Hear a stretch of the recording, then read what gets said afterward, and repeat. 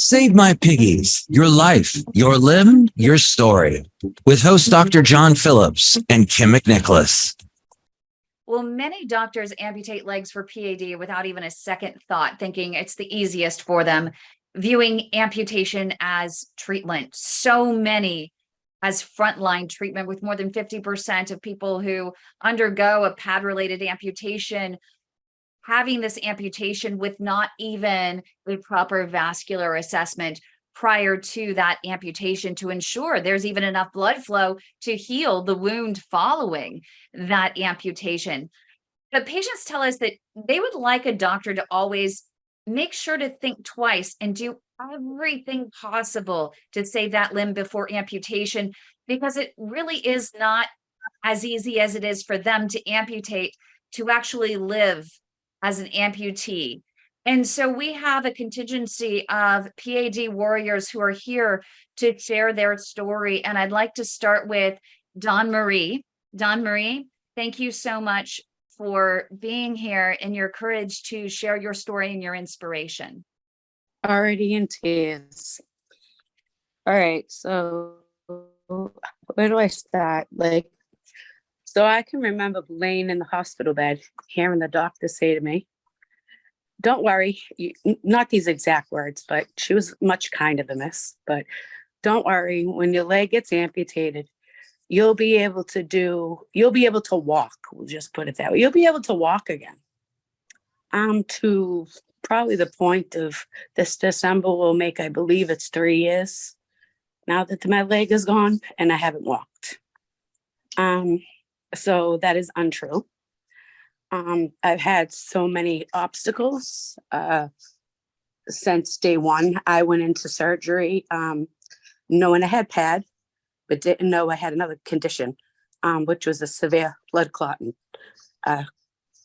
disease, which took my leg during surgery, in which I was at a highly skilled facility with a highly skilled doctor, which Kym found me. And I traveled states to have my legs fixed. And they weren't, not to any fault of the hospital, but due to this little disorder called lipoprotein little a. So my condition has my body in a state of an 80-year-old, and I'm only 45. So it's altered my life in every aspect. And it's living with no leg or any other part of your body, with no arm. I'm sure it's the same way, but it's a learning process till the day you die. So every single thing you have to do out there, you have to think about how you're going to do it. So they teach you in rehab, hey, you're going to learn how to take a bath. You're going to learn how to put your clothes on. You're going to learn how to get in your car. I can drive. But they don't teach you about when you come home and you have 3 kids and it's time to take care of your kids and you're in a wheelchair. They don't tell you that, hey, someone might not be around when you got to go to that appointment.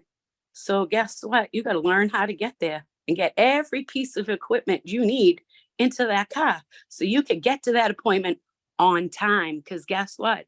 They don't care if you're in a wheelchair. They don't care if you need to carry your prosthetic because you're going to therapy. They give you 15 minutes to be late. And guess what? So sorry, you might have to go to the bathroom. And now you got to unload all your equipment to go to the bathroom before your appointment. So what I found is amputation is also a different way of life, but it's also a different way. It affects your mind. It's a game with your mind. Your body, your leg is gone yesterday, but your body does not know. Your mind does not know your leg is not there. I fell on my face in my bathroom because you know what? I got up out of my wheelchair, stood up so I could grab my walker and hop. But my brain said, hey, there's a leg there because I have the sensation. I don't have the pain that goes along with it. Thankfully, I don't have that because I don't know how my life would be with a phantom pain. But I do have a phantom sensation that, hey, my leg is there. It's just broken. It's in an immobilizer. Never had a broken leg. Never been in an immobilizer, but that's what my brain is telling me. My left leg is still there. Slept to pee, and where did I go? Right to the floor on my face, into the ER, thought hip and femur bone. Thankfully, I didn't do anything but strain all the muscles. So to this day, as I said, I'm almost 3 years out. Sensation. So to me, it's also learning to live life with no leg, but it's also training your mind to know that the leg is not there. And then like to go into like physically, okay, your leg is not there. You have to do everything emotionally. It hasn't gotten better in the 3 years. As you can see now, I cry. Mentally, it messes with me every day. Spiritually, I have a lot of faith, but I still to this day will question him. And do I have love for him or do I have hate for him? That can go in different ways, depending on what kind of day I'm having, because I'm physically tired. I still have to, like I said, food shop, do the laundry, clean my house, chase my kids. But it's all done from a wheelchair, because you don't just get up and walk. It doesn't happen like that. Sexually, that's a whole nother series in its own. You have to learn different ways now to do the things you did with your partner, because having a leg in those kind of situations is kind of important. This is things they don't think about. Visually, I had a hard time looking at a picture of myself, because when I look at that picture of me standing up, this whole part of me not there anymore. It took a long time to be able to look at a picture and say that's me, because I know that me not having a leg doesn't define who I am, but losing a piece of you does take something away. Sorry. I already No, knew I was you're going to all be a here. mess. No, and You there's know, so many so people that relate to you. do you know how degrading it is to be 45? And I didn't know if I wanted to share this, but I'm going to, because the doctors need to realize there's so many different aspects of losing a limb. They tried everything they could for me, but do I still question if there was more? I sure do. But I don't know if there could have been, because I was so complicated, and I'm still complicated. I'm like Marie, with this severe blood clotting disorder. She went into my body and my leg just reclotted like bubble gum all over the place. As she was working, I was clotting. As she was clearing a clot, I was clotting. So, and then when they tried to bust the clot, I was going to have a stroke. So the quality of my life at that point had to be decided if me having a stroke and saving my leg, or losing my leg and not having a stroke, was where I had to decide. It was up to me, not the doctor. It was my decision. And I asked him, can we decide in the morning? He looked at me like, honey, at this point, we're at a point where we cut off right here. You'll get a prosthetic. But if we wait till tomorrow, you might not have enough leg to ever walk again. So that was a decision I had to make at like 2, 3 o'clock in the morning. It was life or death at that point. But like I was saying before, like, it's degrading. 45 years old, I sometimes pee myself. Isn't that great? Nice, right? Got to yell to kids, hey, can someone bring me some pants and underwear so I can clean up because I peed myself? They don't tell you that when you're hopping around on one leg to get to the bathroom, your bladder is going up and down along with you. And after 3 kids, my bladder isn't the strongest it's ever been. And I've had pelvic muscle surgery like 4 times. So there's probably no great muscles there anymore. They don't tell you, oh, you're getting sick, you're getting diarrhea. You better stay in the bathroom, because trying to get back in the bathroom out of a wheelchair to your walker to hop to the toilet, you're not going to make it. And then I have to ask my boyfriend, hey, I had an accident. Can you come help me? Of course he does, because he loves me. But at 45 years old, that's degrading. The other night, I had to throw up. I wasn't going to make it. Thankfully, the dog pad was on the floor next to me. So I vomited on the dog pad because nobody was home. I would have had to clean it up on my own. You see, so these are all different aspects of losing your leg that these doctors don't look at. I'm tired of hearing about, oh, you're going to walk. Or it's great when you go to physical therapy and you got your leg on and they say, well, don't you remember how your leg swings when you used to walk? I know I didn't go to school to be a doctor. I didn't watch how my leg swung or what angle it swung or how it bent. When I walked, I got up and walked when I learned to walk. And been walking since then. So there's so many things. I have a $90,000 leg that I still am unable to use because they tell me it's me, that I'm not swinging enough. I need to use this muscle. But we don't know. Mine's computerized. It could be the leg itself. So now they're evaluating the leg itself to see if that. But almost 3 years in, I still don't walk. But it does not stop me from living my life. That is the main key of it all. I still do everything I can with my children. If it's raining outside and I had to crawl down the stairs, I've learned to develop techniques and able to ways to not let me having no leg hinder my life. Yes, it does make me emotional. Yes, I will be out in public and I will cry. But I don't care anymore what anybody out there has to say about me. I've gotten this tough skin where you could say whatever you want, but let me take your leg off and tell you that tomorrow when you're all better in your home, you have to go back to that life you had when you had the 2 legs. Nobody's going to be there helping you unless you have help. I was thankful to have my 24-year-old son and his girlfriend be there for me because for 1 year, I was in another state after losing my leg. I was away from my family. It was during COVID. It was lonely. I couldn't have visitors. It was very lonely. But it just irks me when the doctors think that, yes, amputation is it. Let's just take it off because your life will be just right back to the beginning. I was lucky to be on disability for other reasons. So I was still financially okay when I lost my leg. Some people aren't. Some people can't go back to work. So who's going to pay their bills? Now they're homeless because they don't have an income.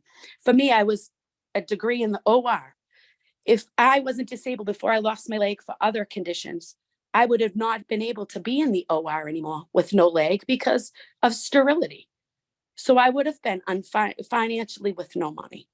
So there's so many aspects of an amputation that the doctors do not look at. And I know it sounds so mean, but I don't care when someone says to me, I'm sorry, I know what you're going through. No, you do not know what I'm going through unless you are in the same thing. Like Sunshine knows what I'm going through. We're the same age. We both have the amputation. We still have kids we have to take care of. She's a grandma. We're both young and we both got this terrible disease that's gotten us. The doctor said, for somebody, I smoked. I don't smoke anymore. I will be honest, I smoke other little things because that's my stressor. It's not anything major, but in my state, it's legal. So to each his own, what your opinion is on that. But that is what I do. Some people drink, some people do other things. I have that. Yes, it's wrong because I smoke and I shouldn't. But just like everybody else, I can't quit. That's the only thing I have that keeps my sanity. That keeps my sanity. So I could relate on everybody's topic today, everybody's topic. And even when I did have legs before I found the specialist, my doctor down here never once said walk. He never once said walk. And I was the same boat. I'd walk, cramp up and think if I went any further, I was doing more damage than good. So I would stop walking. And then that's when I found Kym and I went to the doctors and, had all the procedures. But due to this unknown, terrible blood clotting disorder that they still can't name, I am on Coumadin because they can't take me off Coumadin because my levels go all over the place. They're never, ever in constant regulation. So for me, I have to stay on the Coumadin. And that's just how my life is. But to have no leg, you can still live life. You just I believe me, I cried. Depression for the first couple months. I cried. Why me? Why not that lady over there that's smoking them cigarettes? Why not her that's eating the greasy cheeseburger? You know, just so many things. I was mad at the world, but then I had to say, this is not going to get me nowhere. And I don't remember the other lady's name from earlier. And she was saying, I feel sick all the time. And I could tell you I felt like that, but it was more so because I had that attitude of, I got this disease, I got no leg. You know, my right leg is still diseased. The doctors don't want to touch me. They don't want to fix my right leg because they're afraid. They don't know what to do with me. I went to the top skilled person and she could not save my leg because of this blood clotting condition. So I have to learn to walk with a prosthetic with a diseased right leg still that's never been touched, that used to cramp up and feel like someone was snapping it in half as I'm trying to walk on it. So it's just, they have to think. They need to look at other options. Exhaust every option you can do before an amputation. That's all I can say. Exhaust every option. I did it, like I said, due to the blood clotting disorder is why I lost my leg. So I don't discourage anybody to not go with which way, you know, they want to go with. It want to wait, you want to have surgery, you can't take the pain, you need to have it taken off. I never got to that area where I had pain, please take it off. So I can't ever say, like, I understand how someone felt their leg was gangrene. Mine happened after the procedure while I was still in the hospital. It happened fast. I went from a normal looking foot to gangrene in a day and a half. So I was very quick moving because of the clotting disorder. And I think Marie asked me if they found out why I have it or if they have a name for it. And the answer is no. It's still an unknown blood clotting disorder with no name that my 8-year-old also has now. We found out because it's hereditary. And all they can do is watch her. And I know that someone did mention statins, some gentlemen, about sometimes they're bad for you. But in my situation with my condition with the lipoprotein, little a, statins is what's keeping me safe. My cholesterol was never high in my life, never diabetic, overweight, high blood pressure, but never had bad cholesterol. Had about 13 surgeries, had stents put in my heart, and never got a blood clot, but went to fix my leg and lost my leg. So, I mean, you just don't know. But No, I think it was that's like all I poking think. the I talked a beehive. lot. Sorry, but It was like poking the beehive, right? They poked the clot and it just showered clot all the way down and trashed your foot immediately. yes, she said it literally looked like they pulled bubble gum. Every time they pulled it out, it was just like stringy. And the more she looked around in the leg, it was just reappearing everywhere. And it's weird because, like I said, I have 3 stents in my heart because I had a heart attack and then I had symptoms. So they had to go and put it in. And that's another thing. I had coronary artery disease since the age of 37. I lost my leg 3 years ago. They never put 2 and 2 together. I had cold feet for years, cramps in my calves for years. They said the calves was dehydration because I didn't drink enough water. And the cold feet was because I was anemic. I needed to eat more iron. But instead, we knew it was the P.A.D creeping in slowly. The only reason they knew is I got a sore on my foot and it would not heal. That was the reason for that.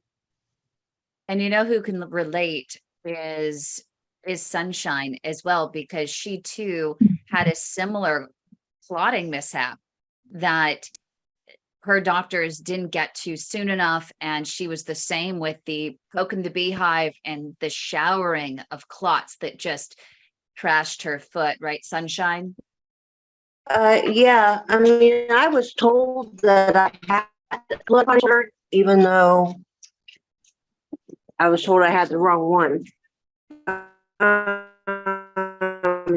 Angioplasty, I literally showered a bunch of clots down into my foot, and they were trying to clear them out, and as fast as they were clearing them out, more were producing. Can I say something real quick? Sure. Did they ever check if by chance you have Leiden factor 5? Because this is what Karen has, and only 5% of the population gets that blood clotting disorder. And therefore, with that, we only found out because we lost our very first baby to that. So, And all the it's- kids have it. yes, Yeah, And I my was mother told had it. 5 back in 2012, and then I was told last year that I do not have factor 5. So at this point, I'm really unsure. I see a new hematologist later this month. So Judy, who's been here on throughout the morning as well, messaged me and said, I could be really vocal about the mental aspect, the mental health issue that is related to PAD. And that is not something that I think that physicians also consider when they diagnose you and they refer you to a specialist to treat the vascular disorder. But they should also, I think, with any chronic illness diagnosis, a referral should be immediately made to a psychologist to be able to have a conversation that'll help you develop a strategy, right, for handling the disease mentally, because it's really that mindset that could either make you or break you. And this is literally one of those diseases that can really, really break you. Kym, can I say something? Of course. So, talking about mental, I'm ecstatic because I finally got my first meeting right there because I know it's something I need. And listening to your story, you break my heart, but you are so courageous. I admire you and your strength. I'd never heard of anything. Every time I meet with you guys, I learn something new, not just about myself, but about you guys. And I've never heard anything like that before in my life.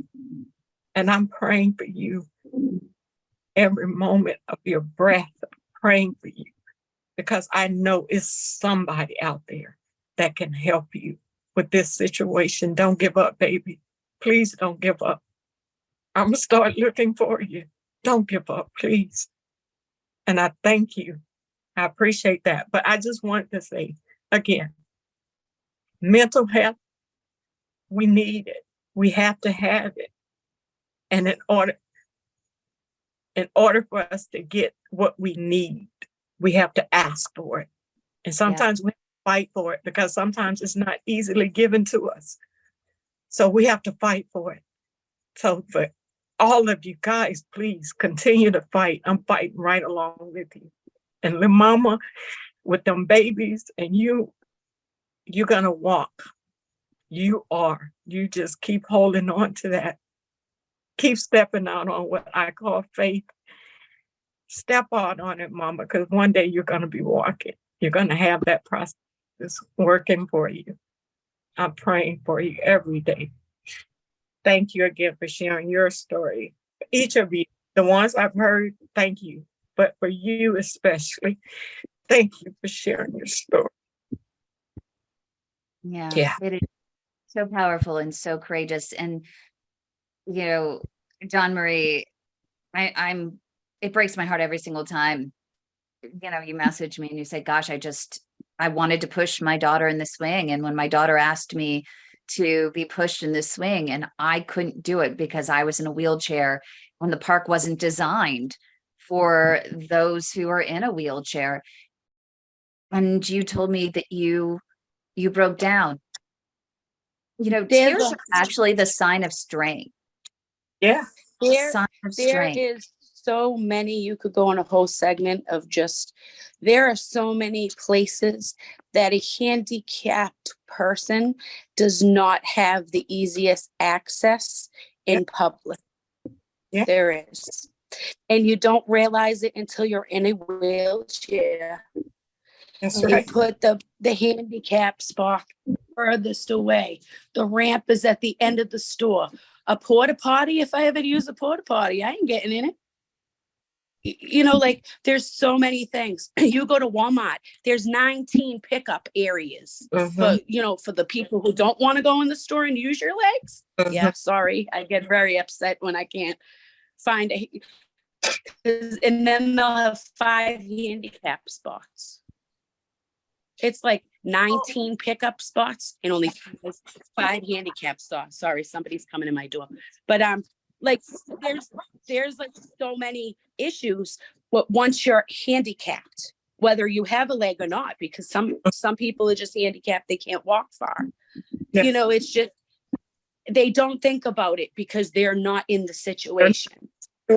And that's what I try to express all the time. You do not know what someone is going through until you are in that situation. Can I chime in for just a second? Of course, John. Sheriff John. Dawn, I'm on borrowed time for when I have to go out to work this evening, but I want to say to you directly, hearing you talk gave me chills. People like you are the reason why I'm in the gym every morning at 6 o'clock, why I'm in the gym again at 5 o'clock in the evening, because the doctors want to tell me, as strong as you are, you'll be fine. No, I don't want to piss on a puppy pad. I don't want my life to be affected. And to hear your story, for you to be honest with us right now, and I know that has to be humbling, absolutely humbling, especially when people talk about their intimate parts of their life. Yes. But for you to care enough about my well-being to speak that to me means the world to me. And when I hear that, people tell me all the time, you can do this, you can do anything you want to. But when someone says, this happened to me and I don't want it to happen to me, that drives me harder than anything in the world. And your story, the few minutes that I could hear you speak really touched my heart, and I really appreciate you. Yes. Thank you. And I mean, it's nothing to be embarrassed about. This is it. It is what it is. This is, like I always say, it's like a poker game. This is the hand I was drawn.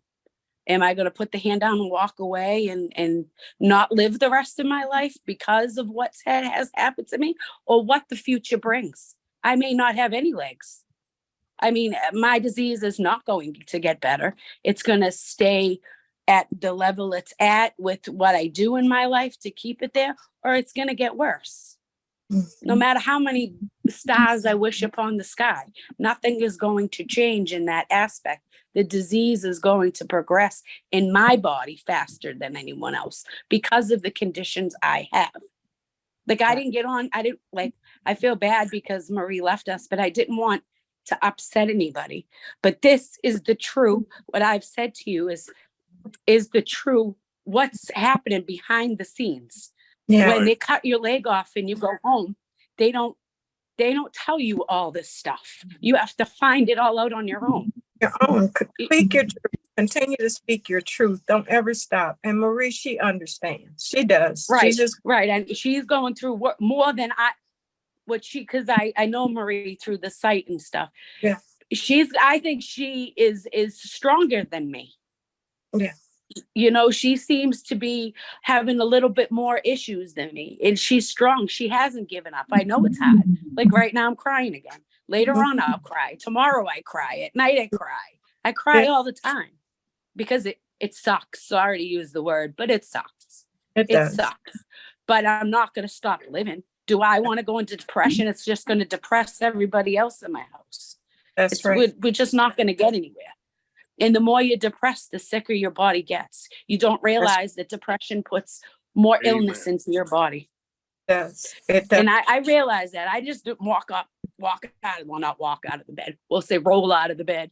I didn't just roll out of the bed after my amputation. It took a lot for me to get to this mindset, because I don't know if tomorrow is promised, but I know till I get to that day that's never promised, I want to at least live the best I can and enjoy my kids and everybody around me. That's just, I've had so much trauma in my life. I think it's taken a long time to get where I'm at. And I understand not everybody can have the mindset that I have. I hear it a lot, like, well, I wish I could think like you or act like you or be as strong as you. It didn't just develop overnight. It took a lot for me personally in life to get where I'm at. It's like I say, it's doable.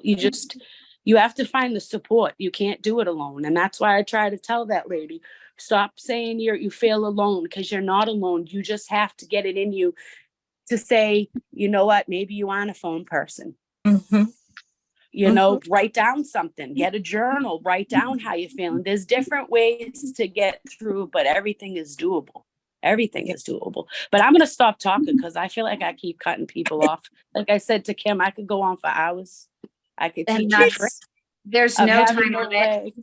leg. We're here. Like, And this is what this discussion is all about. It's to educate one another. It's to raise your voice.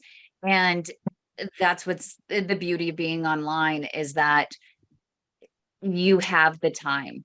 And I want to make sure that you have the time that you need in order to share your experience and to, as John said, you know, inspire others through your experience. You know, it's easy to laugh with other people, but you know what? It's also really important to cry with one another. And Yes. that's even stronger bond that you create through tears, right? and Just being vulnerable is the word that nobody likes. no. And I definitely understand that. Like, to be able to sit and explain how you really feel and what's like you said, for me to come on and say, hey, yeah, I peed myself, pooped myself, threw up on the floor, and I probably will do it again later. I can't promise you I won't, at least.